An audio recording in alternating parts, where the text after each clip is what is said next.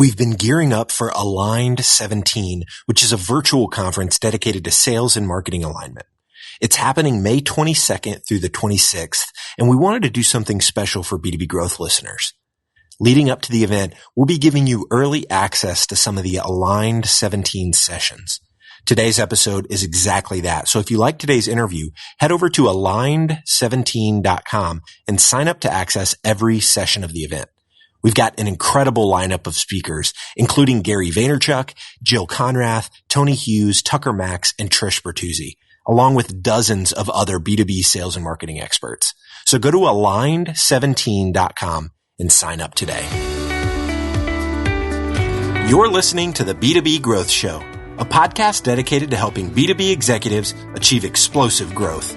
Whether you're looking for techniques and strategies or tools and resources, you've come to the right place. I'm James Carberry. And I'm Jonathan Green. Let's get into the show. Welcome back to Align 17. We are here today with Brewster Stanislaw. He is the VP of Product and Strategy at Bizible. Brewster, how you doing today, man? Doing well. Glad to be here. Glad to be a part of the Align Summit. Yeah, so really excited to chat with you today, Brewster. We're going to be talking about how revenue is the aligning metric, and we're going to talk about some specific ways that organizations can actually allow revenue to align their organizations. We're going to talk about pay structure. How can you actually compensate people based on the revenue that they're able to drive? And so excited to dive into that. But before we do, could you explain what are you guys up to over there and who are you guys serving? Yeah, so we work primarily with B2B marketers, a little bit of B2C considered purchase, but almost all of our business is B2B marketers and the agencies that represent them. And what we offer is a multi-touch attribution solution that allows marketers to understand what are the touch points that actually drive prospects to conversion. What are the marketing touch points, the marketing channels, the sub-channels that increase deal velocity, that increase average contract value, basically all of the insight about the customer journey that lets you understand holistically how marketing ultimately drives to closed won.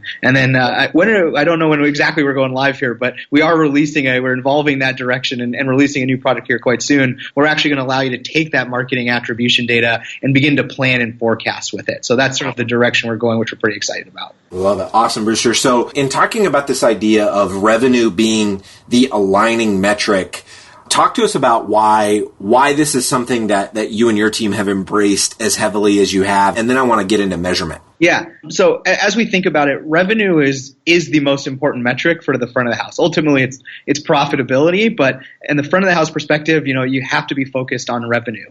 When the CRO or the head of sales goes to the CEO, always wants to talk about revenue, right? And that's the first thing on the CEO's mind typically. The same is not always true of the CMO. And we want the CMO to have that same seat at the table as a CRO. And really, we look at it as two sides of the same coin. So the CMO has to be speaking the language the CEO is speaking, that the CRO is speaking to really get the same buy-in, to earn the same budget, to build any kind of initiative. Because if a CMO walks into a CEO's office and says, hey, I want to get more budget, we increased our click-through rates in email by 20%, the CEO is going to say, I don't really care. But if the CMO comes in and says, hey, we generated 30% more revenue last month because we're running these new campaigns, I want more budget to do more, he's going to do more in the exact same way that a CRO comes in and say, hey, our reps are reaching all-time high productivities. This is the productivity per rep, the revenue per rep. Let me go hire 4 more reps, and this is what we're going to do. And so when everyone's kind of aligned towards that same goal, which is also the most strategic goal, because of course you could align to something else, but revenue is the most strategic goal. Everyone gets aligned, can focus on the same things, and can focus also on the most important things. Got it. Okay, so Brewster, now kind of having that understanding that revenue should be the metric that we're aligning around. In order to do that, now we've got to be able to measure where that revenue is coming from. Talk to us about how, obviously you guys live and breathe this stuff. How are you able to do that? Yeah. So, on the sales side, it's pretty easy, right? Yeah. We get to closed won, we measure it, we know that there was this rep. For kind of people who do outbound calling, maybe we know that there was an ADR, an SDR who also was working the deal, and we know that there's another touch point. It's a lot more straightforward on the sales side, and that's why kind of the sales side is ahead, because it's slightly easier. Within marketing, it's much more difficult to measure the revenue because in B2B particular, it's a very long sales cycle relative to B2C, and there's a lot of touch points. When someone's considering a purchase or considering a vendor, they're looking at a lot of different pieces of content. They're looking at a lot of different research. They're having multiple demo calls, perhaps. There's a lot going on. And so the question becomes, of all of these touch points, which ones actually mattered? So kind of to even back up a step, the first thing you need to do is track all of those touch points. For too many folks, they don't really have an idea for a given prospect when they become a lead, for example, or even become an opportunity. They don't know what that prospect has done up until that point. Which of your blog posts they've read, which of your white papers they've downloaded, which of your webinars they've tuned into, right? These are all important interactions that help drive consideration before purchase. And so first you need to understand for every given lead, what are they actually engaging with, right? That's sort of step one. And if you know what everyone's engaging with, then the next question is, well, what is that actually worth? Right. And so kind of where attribution came from, right, is it used to be we use a first touch model. Okay, we saw this person, this is the first touch point we have, let's give all the credit to that. In reality, it doesn't really work like that, because I might discover something by accident, and then I read a blog post that tells me I'm going to get 100% greater ROI by doing this, and I'm like, oh, well, that's actually making me interested in learning more. So you have to understand not just the one touch point, whether it's the first touch or the last touch, that, it might have been that you sent me an email and then I bought. But I didn't buy because of that email. Just that happened coincidentally, right? And it does tend to be that those kind of key touch points in between key stages of a deal lifecycle are the most important. But again, you can't just think about one. So you have to think about all of them. And then you have to look within all of your data across all of your sales cycle and see what are the various key points in that sales cycle, and what are the types of touch points and types of content that people are most commonly interacting with before they actually hit that threshold. And so you can do this in a homegrown way. It's very difficult to do. I'll shamelessly plug Bizible because it is what we do, but there are also other vendors that do it. But really getting a sense of this data, because then what you can do once you understand which of these touch points, what pieces of content, what channels are actually driving these different value in terms of revenue, because you're really attributing that revenue back to these touch points. Once you understand what those are, then you can start to make much more intelligent investment decisions about where you should go and what's performing. In the same way that a CRO is going to look at the different reps, it's very easy to say, this rep missed quota, this one exceeded 2x. Let's invest in the one that exceeded 2x. You need to be able to do the same thing for your marketing channels. Got it. So the first step is really at a very granular level mapping. I mean, the term has become, I hear everybody saying it, but you're really mapping that buyer journey and looking to see at what point in this journey are they going to be engaging with a particular piece of marketing collateral. And once you've got that mapped, then you can start to use a vendor like Bizible or someone that does this type of thing and start to actually measure kind of, okay, at what percentage does this person consume this collateral and then move on to the next stage. Am I understanding that right? Absolutely. And you can understand, what is the piece of content, and even it can be, that's sort of the online, but also offline, right? If you're doing field marketing, what are the events, what are the dinners that actually drive velocity through the sales? Because you don't just want to know what people interact with. You also want to know what gets people over the hump. What made someone turn from an anonymous visitor to actually filling out that lead form? Brewster, is there any kind of use cases that you're talking to a lot of CROs, CMOs, as with you being on the product side? Have you talked to any customers that have had some really compelling use cases around, man, we didn't realize that this particular asset was driving this kind of velocity or this kind of conversion? Anything that you could share? Yeah, I mean, almost every day we have a story like that, so happy to share. And it also happens in the opposite direction. And I'll say, honestly, that might be even more interesting. So we've had customers that have discovered, hey, we have this white paper, and it's been shared on LinkedIn 2 million times. It's amazing, right? And then we actually look and do attribution on this piece of content, and how much revenue did it drive? And it ends up driving very little revenue. And so you have this very interesting point where, oh, it got all of this engagement, it drove all this buzz. Well, maybe it was just like a really cool infographic and it was like easily shareable clickbait, but didn't actually make anyone interested in your product and want to buy. Right? So we see that all of the time, that the content that gets the most engagement might not be the content that drives revenue. But on a more like positive, less negative front, I mean, I just happen to like that anecdote. We see for our customers, they'll discover, because we're able to actually show them data at even a campaign or keyword basis, is they'll be able to see, okay, well, we were measuring this LinkedIn ads campaign, right? And we were measuring it using just what cost per click was, and cost per click on LinkedIn is rather expensive, right? And it was driving traffic, but that traffic wasn't converting on its first session, right? So we were like, the ROI was actually quite low, because that's how we were measuring it. If it didn't convert when it came through into leads, then it wasn't valuable. But when we actually looked at the data, right, and did kind of multi-touch attribution across that whole journey or the whole demand water funnel, what we found was that these contacts and these leads who had interacted with that LinkedIn advertising early in their buying funnel were twice as likely to actually convert downstream. So when you actually measured the ROI using a multi-touch model, it actually looked very high. And what the customer was able to discover was that these LinkedIn ads were actually their best source of revenue, even if it didn't happen immediately, right? Not the best place to drive revenue in that month, but if you want to drive revenue next quarter,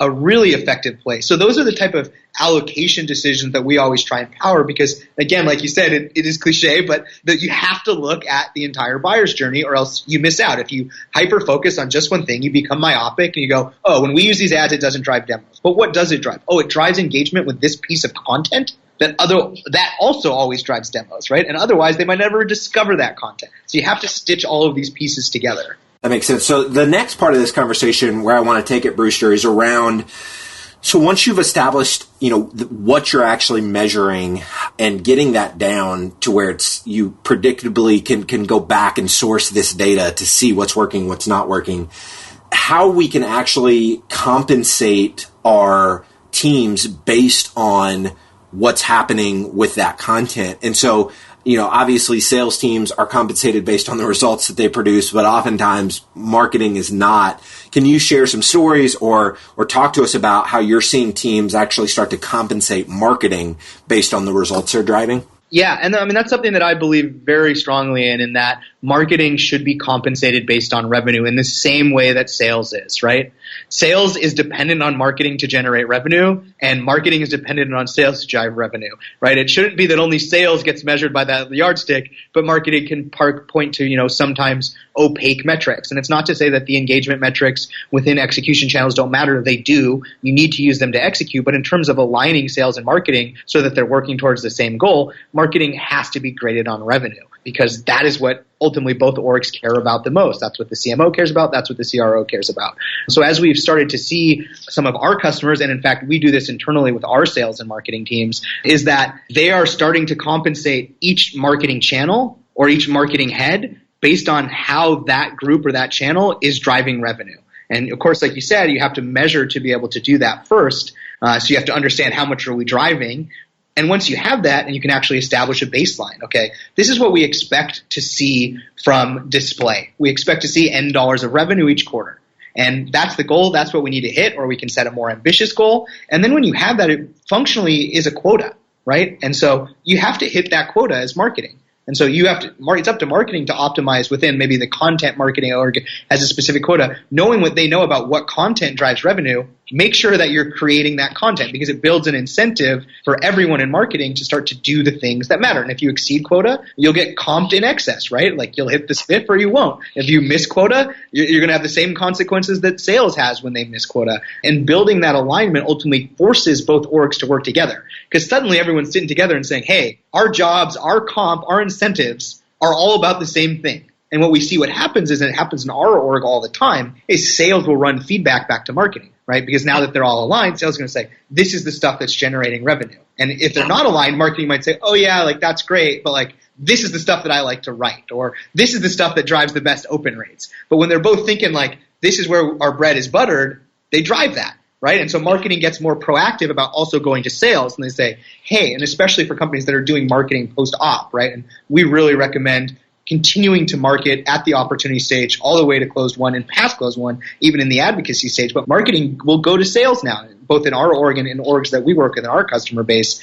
And they'll say, hey, what's your read on this type of content? Where do you think is the right stage for this based on the conversations you're having? Do you think this would be a powerful thing to follow up after a demo? And so they start to work together versus this sort of kind of the old way of like, here's a handoff. I brought you a lead. You go run with it, right? Which doesn't work as well because it's like siloed. And as we all kind of know, silos don't work well, especially as organizations get bigger.